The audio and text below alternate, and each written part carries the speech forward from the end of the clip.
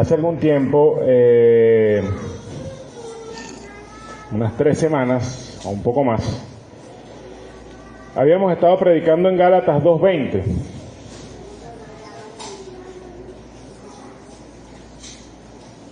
Hablábamos de realidades invisibles, realidades que no son tangibles para nosotros en el sentido de que no las podemos tocar, no las podemos ver, pero las podemos creer. Son tan seguras como cualquier otra cosa en nuestra vida y que nos ayudan a vivir la vida cristiana como Dios nos manda a vivirla en su palabra. Hablábamos en Gálatas 2:20 de que Cristo ha muerto por nuestros pecados y de que esa muerte es como si nosotros hubiéramos muerto en esa cruz. Es decir, Él la hizo a nuestro nombre. Por eso su muerte pagó por mis pecados. Y en realidad yo fui el que debí morir allí. Usted fue el que debió morir en esa cruz. Pero Él murió pagando los pecados de cada uno de nosotros para acercarnos a Dios. Dice también que ya no somos nosotros los que vivimos, sino que es Cristo el que vive en nosotros. Estamos vivos con una nueva manera de vida, una nueva forma de vida. Es el mismo Hijo de Dios viviendo en nosotros. Pero también vimos que no era que habíamos sido de alguna manera sacados de nuestro cuerpo y que habíamos sido transformados en otra persona de la noche a la mañana, sino que nosotros mismos ahora también vivíamos en nuestro cuerpo, en nuestra carne, en este mundo terrenal, pero ahora bajo la guía del poder de Dios, bajo la guía de su poder, bajo la influencia de su poder. Es más, es su vida la que nos mantiene a nosotros en el camino de la verdad, en el camino correcto, en el camino de la obediencia. Yo hoy quiero continuar con esa serie de realidades invisibles, ya hablando de algunas otras cosas. Y hoy estamos leyendo un texto en Romanos 6, un texto importante. Importante porque habla de nuestra posición, de nuestra condición ahora que somos cristianos. Habla de cuáles son las influencias que están en nuestra vida. Habla de cómo debemos tomar nuestras decisiones de ahora en adelante. Habla de qué lado debemos tomar en nuestras vidas de ahora en adelante.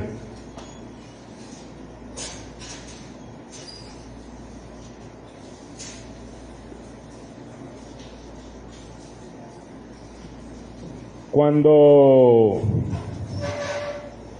mi esposa y yo no siempre vivimos aquí en Charallave. Yo soy de acá, pero mi esposa era de Caracas, es de Caracas. Cuando yo la conocí a ella, todavía vivía allá, los dos trabajábamos en Caracas y teníamos una viajadera constante todos los días. O sea, era terrible. El tren se fue poniendo cada vez, el ferrocarril se fue poniendo cada vez más fuerte, más difícil. Con el tiempo, bueno, éramos novios, la cosa se fue enseriando y como decimos allí, se tomó una decisión implícita. Yo estaba viviendo donde mi papá y yo tenía que comprar una casa, y cuando empezamos a buscar la casa, la buscamos para nosotros, y eso después se convirtió en buscar la casa para nosotros, y después se convirtió en irnos a vivir juntos, y después se convirtió en matrimonio. Nosotros no conocíamos del Señor en ese entonces. Sin embargo, no teníamos la visión de que íbamos a dejar de trabajar en Caracas y empezamos a buscar casa en Caracas. Nos esforzamos en buscar una casa que fuera medianamente céntrica, que pudiéramos estar cerca del trabajo, que no fuera tan duro el moverse de la casa al trabajo. Pero bueno, ustedes saben cómo son las cosas en este país. Uno, por el tema de precio, uno se iba alejando cada vez más del centro. Y terminamos entre, Guarenas y Caracas, un punto medio. Una urbanización, una zona que se llama Parque Caiza, no sé si la conocen. Botado. Conseguimos un buen apartamento a un buen precio. Pero en esa semana, justo en esa semana, empezaron las raíces de todo este desastre que estamos viviendo hoy. Se disparó la primera devaluación descomunal del dólar. Ya habíamos encontrado el apartamento, estábamos a esto de firmar el documento. Se disparó el dólar y el precio también se fue para arriba. Lo que teníamos, que nos había costado tanto conseguir, ya no nos servía para comprar el apartamento allí. Y bueno, yo le dije a Gracie, bueno, vamos a ver en Charallave. En Charallave estoy seguro que podemos conseguir tremendo apartamento por esa plata. Y bueno, ¿qué hacemos? Pues vamos a seguir viajando, no tenemos otra. Nos vinimos, conseguimos un buen apartamento acá, de hecho, lo conseguimos a muy buen precio, y como teníamos todo cuadrado para comprar allá, nos quedó plata, y compramos un carro. El carrito plateadito que se para todos los días allá en la casita, ese es el carrito que compramos hace unos años. Entonces, bueno, claro, porque en Charallave compramos fuera de Charallave también, nosotros no estamos en el pueblo, entonces para moverse para todos lados, necesitas tener de alguna manera un vehículo, pues. Pero fíjense ustedes lo que son las cosas, nos vinimos a vivir y yo no sabía manejar, yo soy diferente de todos los hombres en Venezuela.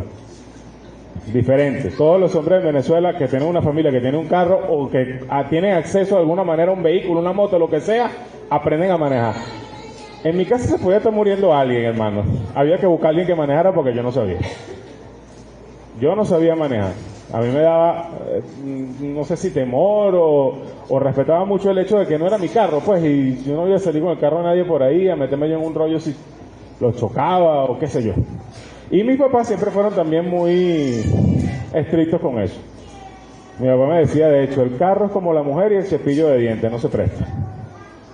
¿Ok? Entonces, bueno, compré el carro y yo no sabía manejar. Y con el temor y también tengo toda la vida andado en autobús, compré el carro, lo estacioné en el terreno donde vive mi papá.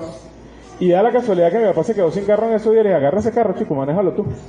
Úsalo tú. Y estuvimos un año y pico andando todavía en autobús para allá y para acá.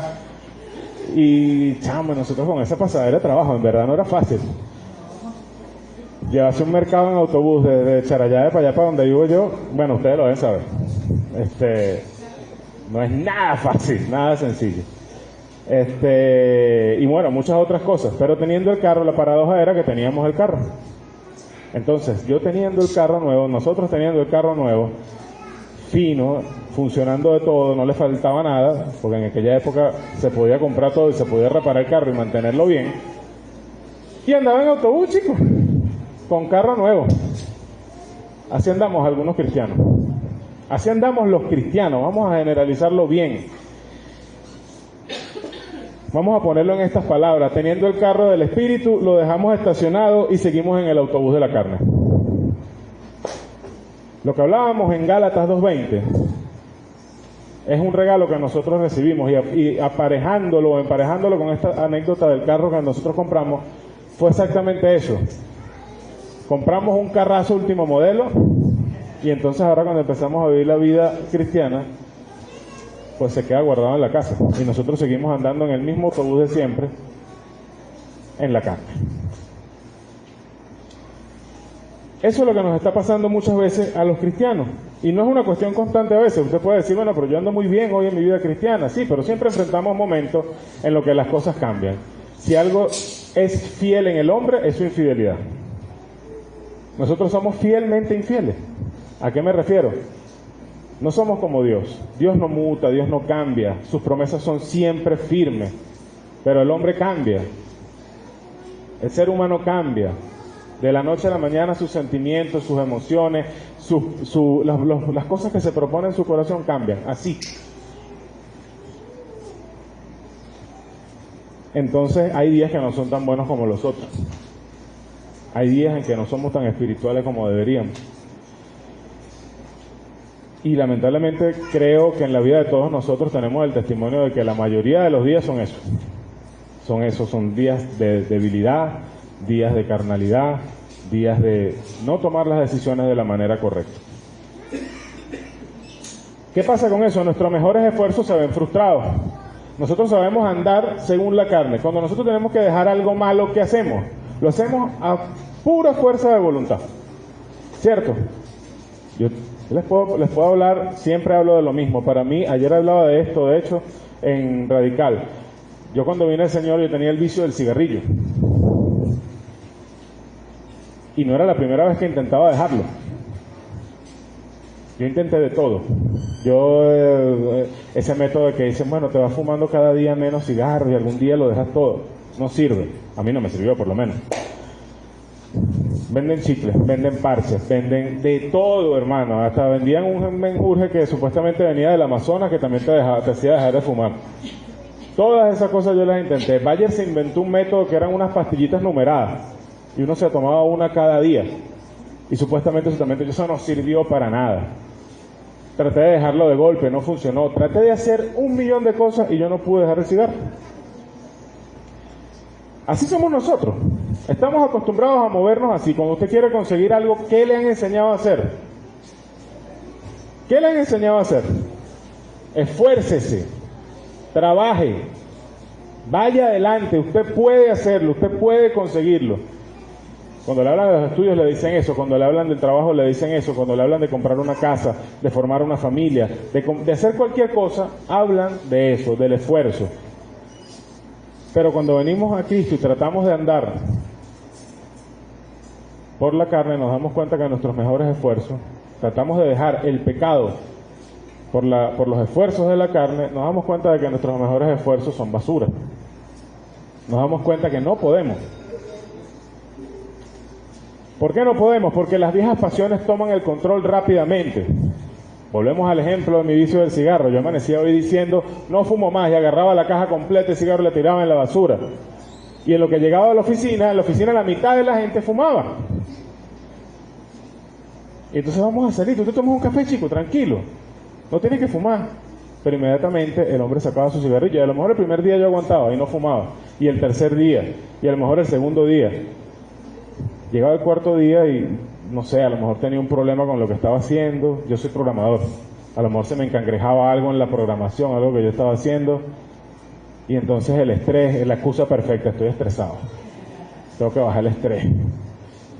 Y vuelven, esas son las viejas pasiones, que vuelven a decirte, tú necesitas fumarte un cigarro, chico. ¿Qué de malo hay en fumarse un cigarro? No pasa nada, te fumas uno y ya. Pero nunca es uno y ya. El 1 se transforma en 2, el 2 en 3, y cuando vienes a ver, te estás fumando la caja diariamente otra vez. Las viejas pasiones toman el control y nos desvían nuevamente hacia el pecado. ¿Por qué sucede eso? Porque cuando tratamos de hacer las cosas por nuestras propias fuerzas, mantenemos los ojos fijos en nosotros mismos. Y como les acabo de decir, si algo es fiel en el ser humano, es que somos fielmente infieles. Nuestros propósitos se desvían con una facilidad increíble. Si no, saque la cuenta cada vez que diga feliz año nuevo y vea todas las promesas de año nuevo que se hacen. Y espere un año y vea cuántas se cumplieron. Por eso, porque no tenemos la capacidad para enfrentar el pecado en nuestras propias fuerzas. No sabemos andar por el Espíritu. Ya estamos acostumbrados a andar por la carne y queremos enfrentar las cosas del Espíritu o entender las cosas del Espíritu o vivir la vida en el Espíritu, pero seguimos viviendo en la carne, seguimos haciendo las cosas como si siguiéramos siendo los mismos de antes.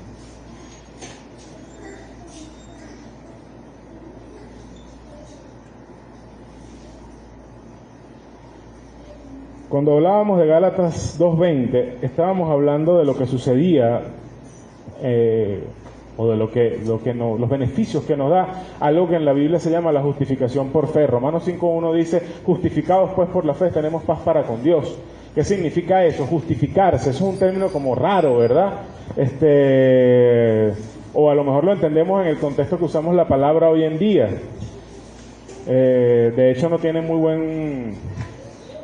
buena reputación la palabra justificarse. Cuando alguien se justifica es alguien que trata de defenderse o de defender lo indefendible, ¿sí? Y ese justificarse no es más que excusarse.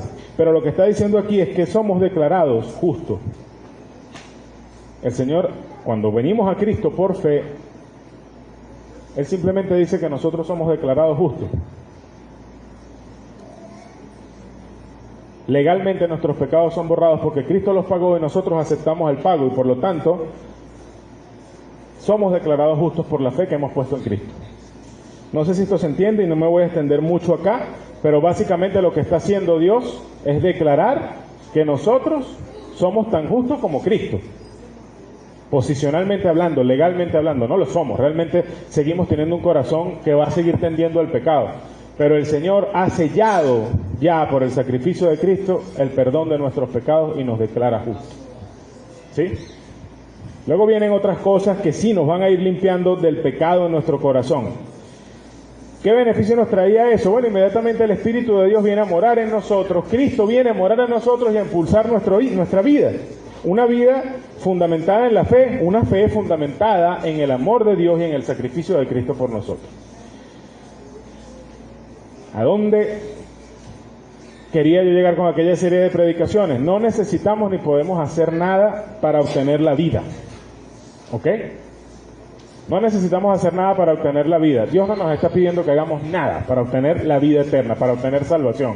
Dios tampoco dice aquí, no podemos hacer nada para obtener la vida. Tampoco tenemos la capacidad de hacerlo. Yo no puedo ofrecerle al Señor ninguna buena obra que pueda pagar por mi pecado, que pueda borrar mi pecado.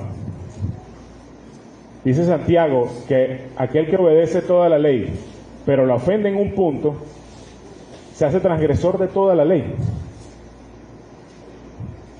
Es decir, si la ley dice muchas cosas como no matarás, no adulterarás, no dirás falso testimonio, no codiciarás las cosas de tu prójimo, y yo obedezco todo eso, pero miento, o sea, digo falso testimonio, no es que el Señor va a decir, bueno, él obedeció casi toda la ley, no hay problema. No. Tú puedes haber obedecido todos los demás puntos, pero en ese punto te hiciste transgresor, y eso no hay nada que lo borre. Lo único que lo puede borrar es la sangre de Cristo en la cruz. ¿Cómo entonces podemos hablar de vida eterna? Bueno, porque la gracia de Dios,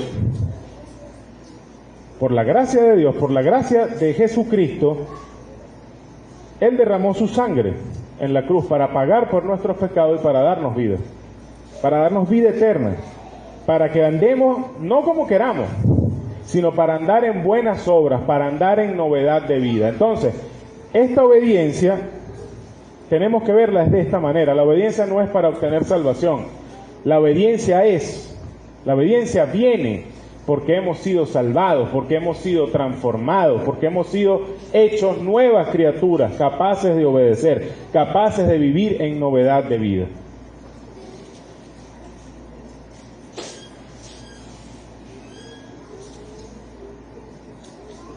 Ahora, si eso es así, muchas veces uno se pregunta, ¿no? Si eso es así, si ya hemos sido declarados justos, entonces ¿por qué en la Biblia se dedican tantos pasajes que están dirigidos a cristianos a hablar acerca de cómo debemos luchar con el pecado? Eso tiene una sola respuesta. En el cristiano sigue existiendo una naturaleza pecaminosa que no ha sido destruida. Lo único que ha sucedido es que vino el Espíritu de Dios a morar en nosotros, pero sigue habiendo lo que había antes también. Sigue habiendo un corazón que sigue inclinado al pecado, que sigue inclinado al mal.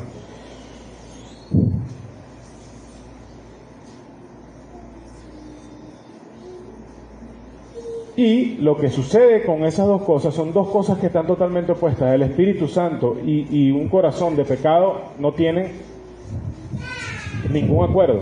Dice la palabra que el Espíritu se opone a la carne y la carne al Espíritu. ¿Para qué? Para que no hagamos lo que queremos.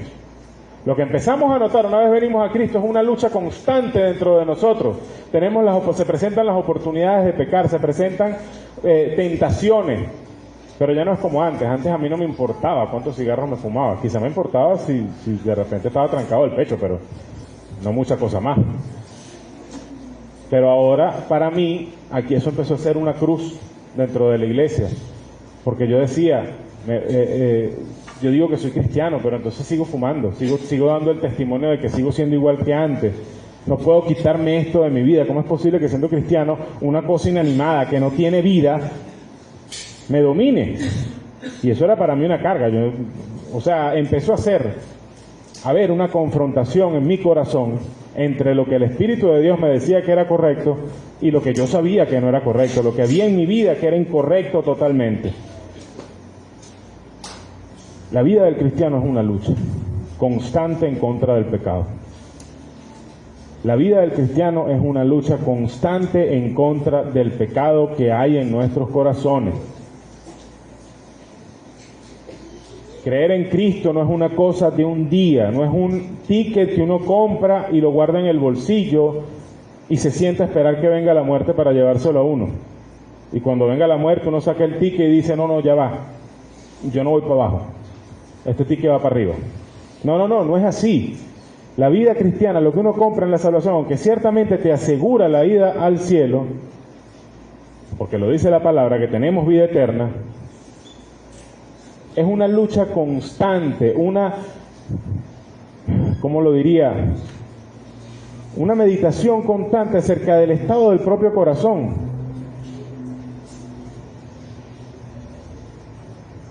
Meditar acerca de lo que Cristo pagó en esa cruz, de lo que hay en mi corazón y de lo que costó para Cristo salvarme por causa de eso que hay en mi corazón. Es analizarnos, examinarnos diariamente para ver si seguimos caminando en el camino de Cristo, si seguimos andando en el camino de Dios, si tenemos que hacer o tomar acciones, y normalmente tenemos que tomar acciones para volver nuestros pasos al camino de Dios. Nuestro texto el día de hoy vamos a estar predicando en Romanos 6, versículo 14. Romanos es un libro del Nuevo Testamento, está después del libro de los Hechos. Pueden usar el índice los que no tienen facilidad con la Biblia, los que están visitándonos por primera vez, los que no están acostumbrados a usar una Biblia, pueden usar el índice con tranquilidad. Capítulo 6. Dentro del capítulo 6, versículo 14, dice así: porque el pecado no se enseñoreará de vosotros, pues no estáis bajo la ley, sino bajo la gracia. También lo tenemos en la pantalla. Porque el pecado no se enseñoreará de vosotros, porque no estáis bajo la ley, sino bajo la gracia. Y antes de empezar la predicación, en el texto de 6.14, de Romanos 6.14, quiero que veamos el 15. El 15 dice: ¿qué pues? ¿Pecaremos porque no estamos bajo la ley, sino bajo la gracia? En ninguna manera. El texto es claro, pero yo soy un hombre y voy a predicar un texto que inspiró Dios. Si en algún momento de la predicación le da la impresión ligera de que yo estoy diciendo de que tenemos libertad para portarnos mal, vaya al verso 15 y filtre todo lo que yo diga por el verso 15. La pregunta de Pablo es retórica. ¿Qué pues? ¿Pecaremos porque no estamos bajo la ley sino bajo la gracia? En ninguna manera. No es eso lo que se está diciendo acá. Ya vamos a ver entonces a qué se refiere Pablo en esta carta a los romanos cuando dice que el pecado no se enseñoreará de vosotros y que estamos bajo la ley y no bajo la gracia. Primero vemos dos transiciones que tienen lugar en este versículo. Cuando dice el pecado no se enseñoreará de vosotros, el original da la idea de algo que se interrumpe. Es como si dijera, el pecado no se enseñoreará más de vosotros. ¿Ok? Algo que viene sucediendo, el pecado domina, el pecado se enseñorea de nosotros, pero ya somos salvos, somos hijos de Dios, somos cristianos. El pecado no se enseñoreará más de vosotros. Y también dice que no estamos ya bajo la ley, sino que estamos bajo la gracia. Cuando no teníamos a Cristo, nos encontrábamos bajo la ley. Cuando vinimos a Cristo, nos encontramos bajo la gracia. Vamos a ver todo lo que significa esto. Primero, el pecado no se enseñoreará de nosotros. Vamos a ponerlo en castellano más criollo. ¿Qué significará la palabra enseñorearse? ¿Alguien tiene alguna idea? Ser bueno. Ser dueño, ajá. Ya no gobernará sobre nosotros, exactamente. Enseñorearse es tomar dominio sobre algo, tomar control de algo, dominar algo, gobernar algo. Lo que está diciendo, el pecado ya no puede gobernarlos más, ya no tiene ese poder, ¿ok? Eso es lo que está diciendo allí. En segundo lugar, lo que nos está diciendo es que no estamos bajo la ley, sino bajo la gracia. La palabra bajo, en su sentido literal, habla exactamente de eso. Ahorita yo estoy debajo de este techo, ¿cierto? Eso es lo que está diciendo el texto. En sentido figurado, habla o usa la palabra bajo para hablar de estar bajo la influencia o el poder de algo. Y es como que si, vamos a poner el ejemplo, como que si yo ahora mismo fuera movido de debajo de este techo y me pusieran allá afuera debajo de una sombrilla. Ya no estoy debajo del techo, sino que estoy debajo de la sombrilla. Hablando figurativamente, lo que está diciendo es que ya no estamos bajo la influencia o el poder de la ley, sino que estamos bajo la influencia o el poder de la gracia. ¿Ok? Vamos a ir explicando cada una de estas cosas. Lo primero que vemos es que hay una relación de efecto y causa. Podríamos escribirlo así. Ya el pecado no los puede dominar porque ya no están sujetos a la ley, sino sujetos a la gracia. Esa palabra me la sopló Rosa. O podríamos ponerlo así, ya no están sujetos a la ley, sino sujetos a la gracia, y por esta razón el pecado ya no puede dominarlos. ¿Ok? El hecho de ya no estar bajo la ley, sino estar bajo la gracia, causa esa anulación de poder que vemos en el pecado para dominarnos. Causa el hecho de que el pecado ya no pueda dominarnos. Ahora, ese cambio de posición de estar bajo la ley a estar bajo la gracia, de estar bajo la esclavitud del pecado a la esclavitud a estar bajo el servicio de la justicia, tenemos que aplicarla de alguna manera a nuestra vida real, porque ahorita uno lo dice así, es muy sencillo, ¿verdad? Ya el pecado no puede más conmigo, yo no estoy bajo la ley, sino que estoy bajo la gracia. Pero ¿qué significa eso? ¿Qué significa eso para mí? ¿Cómo me ayuda eso a vivir mi vida cristiana?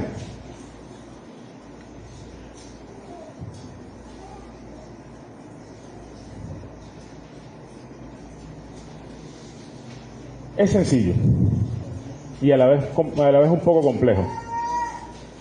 Si leemos el texto desde el verso 12, vemos que dice: no reine pues el pecado en vuestro cuerpo mortal, de modo que lo obedezcáis en sus concupiscencias, ni tampoco presentéis vuestros miembros al pecado como instrumentos de iniquidad, sino presentaos vosotros mismos a Dios como vivos de entre los muertos, y vuestros miembros a Dios como instrumentos de justicia. Y vemos que hay una serie de órdenes.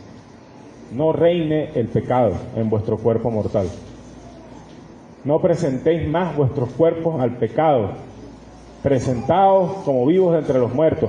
No presentéis más vuestros miembros al servicio de la iniquidad, sino presentaos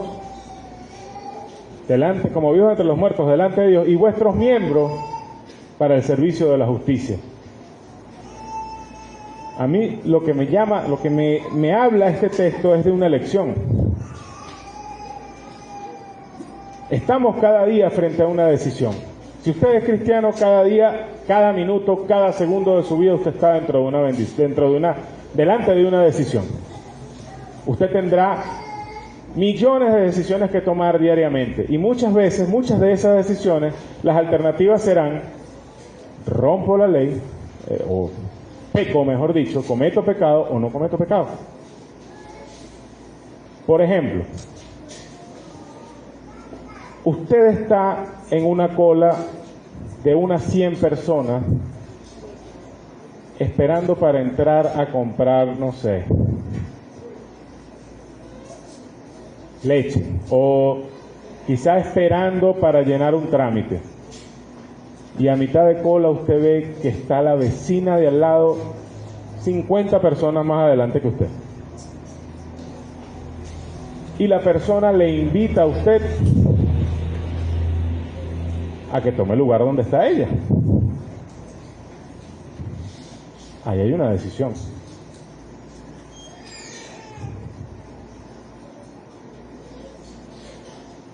¿Qué voy a hacer? ¿Permito que reine el pecado en mi cuerpo mortal y me voy 50 puestos más adelante?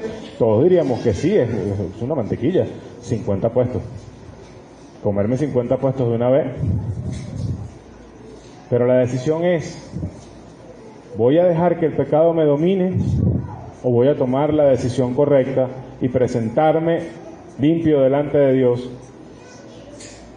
para servir a la justicia? Decisión decisiones que se toman a diario, minuto a minuto. Usted va quizá en el autobús.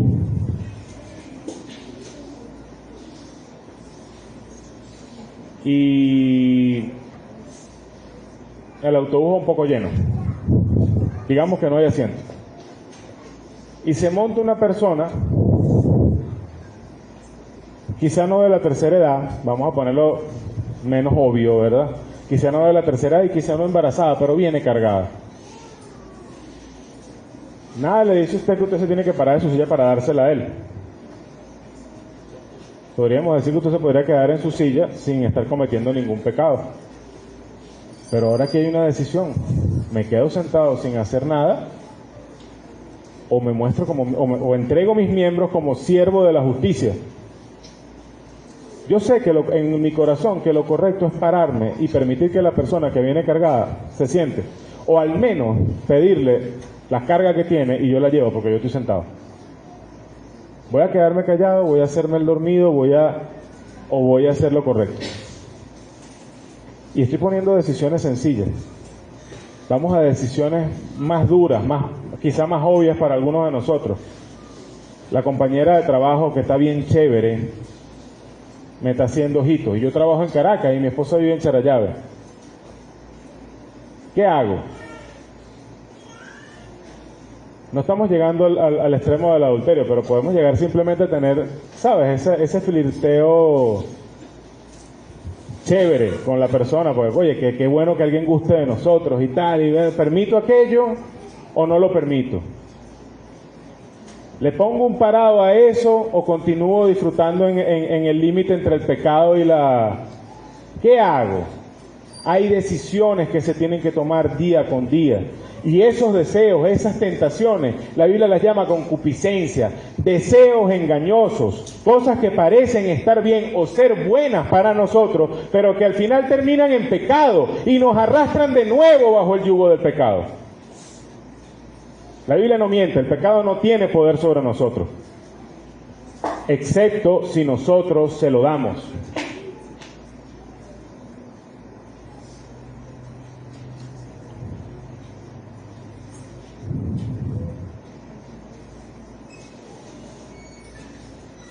Hay cosas más duras, digamos, de obedecer. Estos casos quizás son muy sencillos, pero cada uno en su corazón sabrá de cosas que siente como que no puede dejar de hacer. Que siente que de alguna manera tiene o una adicción o un apego a ciertas cosas, a ciertos comportamientos, a ciertas conductas, a ciertas situaciones en su vida y siente que no puede dejarlas. Les digo algo, la Biblia dice que pueden. Si usted es cristiano, si usted conoce a Cristo, usted puede dejar lo que lo está sometiendo. Su carácter no es una cosa incontrolable. Por ejemplo, mucha gente dice, oye, pero tú sí hablas, uno le dice de repente, tú sí hablas, oye, como fuerte, todo el tiempo estás en una peleadera, una cosa. O tú sí te expresas raro, fuerte, no sé. No, bueno, yo tengo mi carácter. Como que si eso fuera algo que no se puede cambiar. Como si eso fuera algo que Cristo no puede redimir. Lo que estamos es poniendo una excusa para volvernos a poner debajo del yugo del pecado, aunque no lo hagamos de forma consciente. Nos estamos volviendo a poner debajo del yugo del pecado. Ahora usted me dirá, bueno, pero me estás hablando de hacerlo a fuerza de voluntad. No, yo estoy hablando simplemente de tomar una decisión. No estoy hablando de hacer el esfuerzo por evitar o por huir. Usted tiene que hacer una decisión. El resto lo debe hacer Cristo. ¿Cómo lo hace? ¿Cómo dejé yo el cigarrillo? No lo dejé. Yo no dejé el cigarro. Cristo lo quitó de mí. Llegó un momento que después de tanto luchar, yo lo único que pude decir, Señor, yo no puedo. Es más, tengo que ser sincero, no es solamente que no puedo, no quiero. Me gustaba fumar. Me gustaba fumar. No quiero dejarlo. Y tuve que orarle al Señor con toda esa sinceridad, Señor, no puedo y no quiero. Si tú no me ayudas, Yo sé que tengo que hacerlo, pero si tú no me ayudas, yo no voy a poder. Cada vez que venía las ansias de fumar el cigarrillo era una oración. Y les estoy hablando, hermanos, de que los primeros días era una oración cada 5 segundos. Literal. A cada momento que sentía la gana de fumar un cigarro, bajaba la cabeza y lloraba. A cada momento que lo hacía, es más, tuve tropiezos. En una ocasión salimos a comprar un almuerzo y había un puesto de hamburguesas, donde nosotros siempre comprábamos las hamburguesas cuando era común comprarse una hamburguesa, gloria a Dios. Y había un kiosco donde vendían cigarros. Y mucha gente compraba cigarros y prendía su cigarro. Y yo en algún momento, o sea, era como que conversando con la persona con la que estaba, se me olvidó aquello. Y yo fui por inercia, literal por inercia. Compré mi cigarro, lo prendí y me lo empecé a fumar. Y en el momento en que yo me di cuenta, agarré el cigarro, lo apagué, bajé mi cabeza, oré al Señor, Señor, perdóname, esto no lo debía haber hecho, ayúdame, lo apagué y lo boté. Si yo hubiera luchado esa batalla otra vez en mi fuerza, yo no estaría aquí parado. Si yo hubiera luchado esa batalla otra vez con los truquitos, los elixires mágicos que te ponen en la pantalla, de los clichés del parche, del chicle, de los afiancé hábitos en 21 días, en 60, cualquier cantidad de cosas que te ponen en los medios de comunicación y te venden allí, todo eso habría fracasado. Si yo no hubiera puesto mi confianza en Cristo, no solamente para que me salvara y me llevara al cielo, sino para que me respaldara en mis decisiones en contra del pecado, yo hoy no estaría aquí.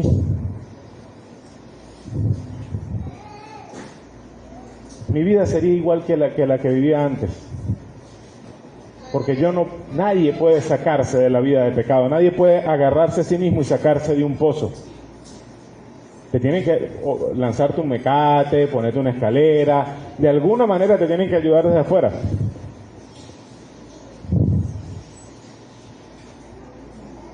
Eso es estar bajo la gracia. Estar bajo la ley es seguir intentando, seguir rascando las paredes del pozo, seguir tratando nuestras propias fuerzas. Y vamos a ver con mayor detalle en los siguientes mensajes algo de estas cosas. Seguir bajo la ley es seguir tratando de hacer las cosas que Dios pide bajo la fuerza y el impulso de la carne. El impulso humano, la fuerza humana. No dependes de Dios para nada, sigues dependiendo solamente de ti. Hasta que en tu corazón no haya una dependencia total y absoluta de Cristo, tú no vas a salir del pozo del pecado.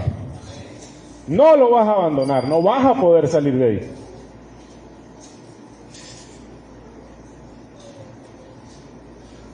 En el momento en el que tú dependes de forma total de Cristo, Dios no te va a dejar solo. Cristo no te va a dejar abandonado, Cristo no te va a dejar avergonzado. Tú haces una decisión en tu corazón en contra del pecado que te está humillando y te está destrozando, y Él te va a respaldar en su tiempo, pero Él te va a respaldar y te va a levantar. Eso es estar bajo la gracia. Saber que a pesar de que yo no puedo, Dios sí puede y Él lo hará. Saber que a pesar de que yo no tengo ninguna capacidad, Él lo hará. Podremos decir, bueno, pero Dios no tiene el poder de limpiarme por completo del pecado una vez que yo creo en Él. Esa era mi pregunta. Mi pregunta era esa cuando yo estaba luchando contra el vicio del cigarro. Bueno, pero ¿por qué el Señor no me quita esto? ¿No se supone que el que está en Cristo ya no peca más? Y empecé a dudar incluso de que yo hubiera aceptado realmente al Señor.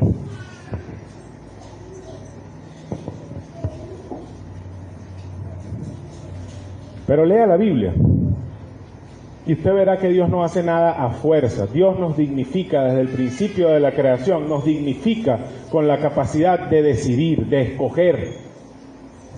Él puso el árbol de la ciencia del bien y del mal en el huerto del Edén, no para tentarnos, sino para permitirnos decidir si queríamos ver lo que era bueno y era malo según la definición de Dios, o si queríamos definir nosotros mismos lo que era bueno y era malo.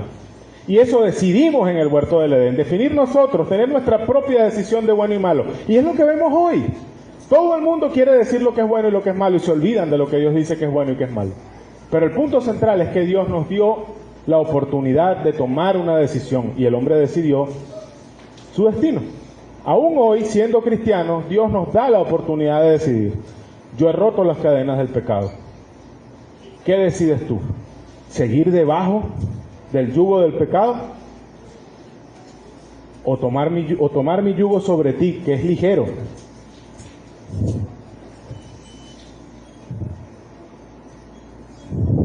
¿Obedecer a la iniquidad o obedecer a la justicia? ¿Obedecer al pecado o obedecer a Dios?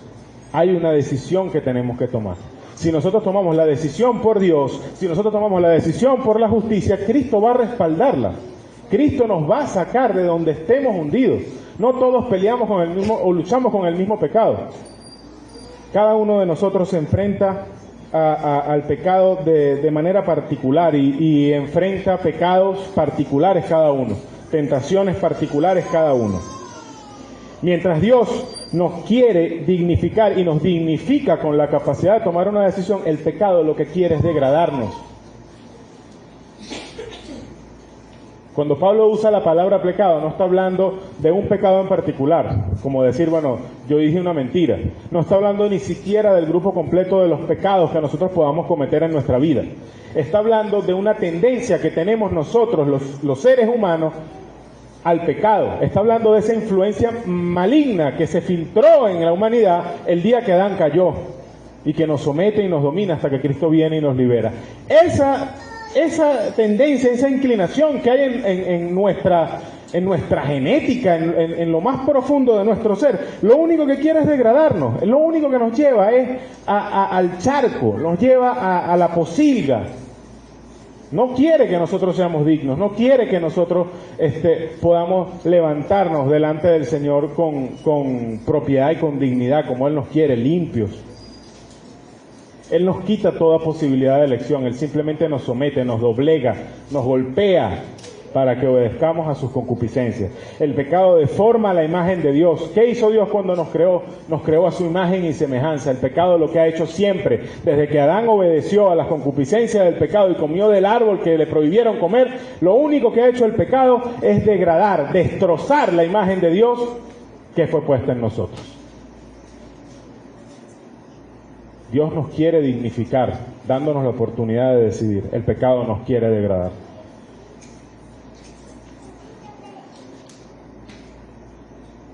No es sencillo.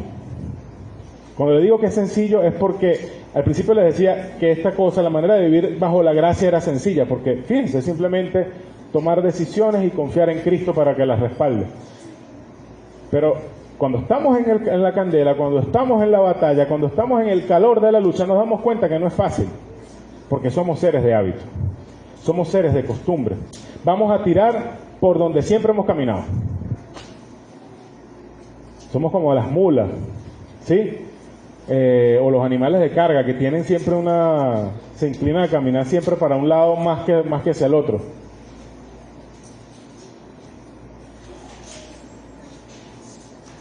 Tendemos a conservar los malos hábitos. Tendemos a conservar las cosas que siempre hemos hecho de la misma manera. Sin embargo, Cristo vino a nuestras vidas a cambiarlo todo, a organizarlo todo, puso nuestro mundo de cabeza. Por eso ahora enfrentamos esta lucha, este conflicto constante. Ahora, ¿qué vamos a hacer con esto? ¿Qué vamos a hacer con esta oportunidad que nos ha brindado Cristo al hacernos hijos de Dios? ¿Qué vamos a hacer con ella? ¿La vamos a aceptar? Él nos justificó, Él nos ha hecho de nuevo, a costo de su sangre. No fue cualquier cosa. Es un regalo, sí, pero ese regalo no le salió barato a Dios. ¿Qué vamos a hacer? ¿Le vamos a permitir continuar su obra en nosotros? Ya nos justificó, nos declaró justo y Él nos quiere limpiar del pecado. ¿Le vamos a permitir continuar su limpieza en nuestras vidas? ¿O vamos a seguir siendo rebeldes? Vamos a seguir decidiéndonos por el mal camino, por las malas decisiones, por las cosas que sabemos que no están bien. Vamos a asumir la identidad que Dios nos ha dado, la identidad santa y limpia que Dios nos ha dado al aceptar a Cristo como nuestro Señor y Salvador. ¿Saben qué identidad es esa? Nos dio la potestad de ser hechos hijos de Dios. ¿Cuál amor nos ha dado el Padre? Para que seamos llamados hijos de Dios. ¿Vamos a asumir esa identidad y vivir como hijos de Dios, como corresponde a hijos de Dios? ¿O seguiremos viviendo entregados al pecado como que si no hubiera ninguna otra opción? ¿Seremos valientes y decidiremos entregarnos a Dios como sacrificios vivos? ¿O vamos a seguir entregando nuestros miembros al pecado?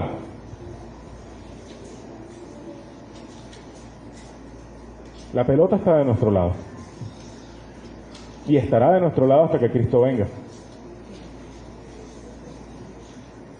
Hay una sola decisión sensata que tomar, hermano. La única decisión que podemos tomar el día de hoy y cada día de nuestras vidas es entregarnos por completo a Cristo. Entregarnos por completo a Él. Descansar en el hecho de que el pecado, mediante lo que Cristo hizo en la cruz, perdió su poder. ¿A qué me refiero yo con esto? A lo mejor en esa oración que usted haga hoy por el pecado contra el que usted lucha, usted sienta dudas. Señor, yo he decidido no caer de nuevo en la tentación de este pecado X, pero necesito que tú me ayudes. A lo mejor sientes dudas que no podrás resistir. El Señor dice primero que Él quitó el poder al pecado. Y segundo, dice también en Gálatas 2:20, mas ya no vivo yo, sino que vive Cristo en mí.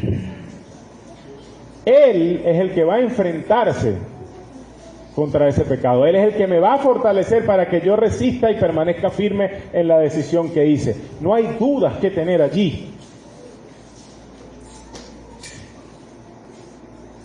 Ojo, las podemos tener, somos débiles. Pero la Biblia respalda el hecho de que a pesar de las dudas, esta promesa es segura. Él nos va a respaldar. Podemos descansar en el hecho de que el pecado ha perdido su poder. El pecado no me puede obligar a retroceder. Él solamente me puede hacer retroceder si yo lo dejo. Si no dependo de Cristo, si no pongo mi confianza en Cristo, le estoy dando pie al pecado para que me eche hacia atrás. No tenemos la fuerza para resistir por nosotros mismos, pero Cristo vive dentro de nosotros por medio de su Espíritu. Ese es el único poder que necesitamos. Esa es la única fuerza que necesitamos para enfrentar el pecado. ¿Cuál debe ser la oración? Señor, dame fuerzas para mantenerme en la decisión que he tomado de obedecerte. Y glorifica tu nombre por medio de esa decisión. Dame fuerzas para mantenerme en la decisión de obedecerte y glorifica tu nombre por medio de esa decisión. Decidir otra cosa, hermano, es despreciar la libertad que Él ganó a precio de sangre. Él nos liberó de la esclavitud del pecado y eso costó sangre, eso costó su vida, eso costó la ira de Dios derramada sobre Él. Ser hijo de Dios y no decidir por Él es afrentar el nombre de Dios. Ser hijo de Dios y no decidir vivir de una manera diferente y depender de Él para que lo haga posible, es ofender a la familia de Dios. Es ofender su nombre, es tenerlo en vano, es arrastrarlo por el piso. Cuando usted le dicen honra a su padre y a su madre, no es solamente que los trate bien ni que les dé todo lo que necesitan, es que se comporte de una manera que le traiga honra. Es lo mismo que sucede con Dios. Tenemos la potestad de ser llamados hijos de Dios, pero tenemos el deber de vivir como hijos de Dios. Si nosotros somos hijos de Dios y decidimos otra cosa, lo estamos afrentando, lo estamos ofendiendo. Él ha anulado el poder del pecado. Si decides por Dios, Él va a respaldar tu decisión. La promesa es firme. El pecado no se enseñoreará de vosotros. Decide por Dios, decide por la justicia. Y si hoy tú estás aquí y tú no conoces de Cristo, si hoy tú estás aquí viendo tu vida, viendo hacia atrás y mirando tu vida, viendo hoy tu vida, y te das cuenta de que has vivido en el charco, de que has vivido en el fango, de que has vivido revolcándote en el pecado y hasta ahora no lo habías visto. Si tú no conoces a Cristo y estás en esa condición, hay una oferta para ti.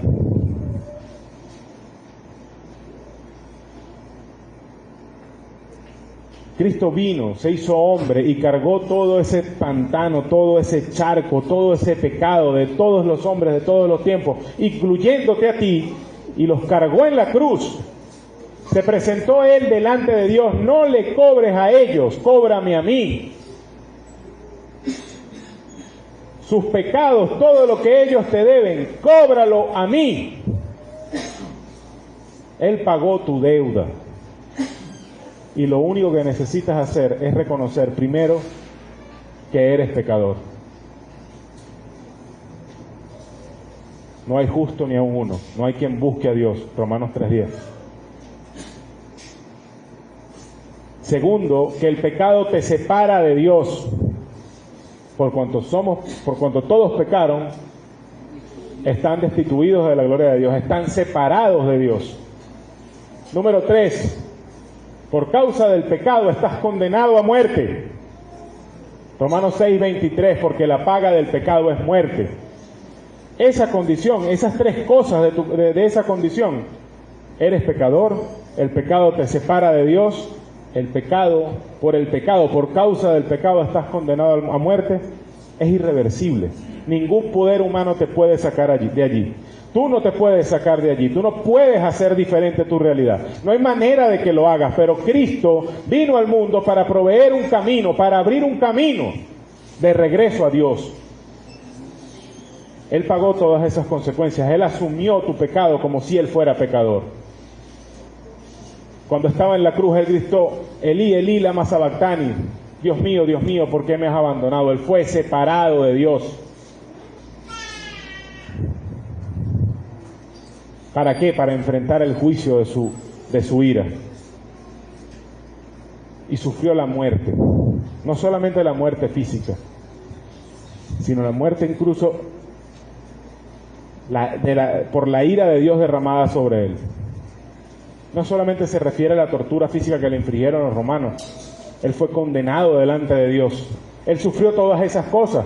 Y si te das cuenta, asumió las tres verdades de tu realidad perdida, de nuestra realidad perdida. Somos pecadores, estamos separados de Dios y estamos condenados a muerte por causa del pecado. Si tú aceptas con fe lo que Cristo hizo en esa cruz por ti, tú puedes ser salvo de toda maldad. Tú puedes ser levantado del charco del pecado y puesto en un lugar espacioso.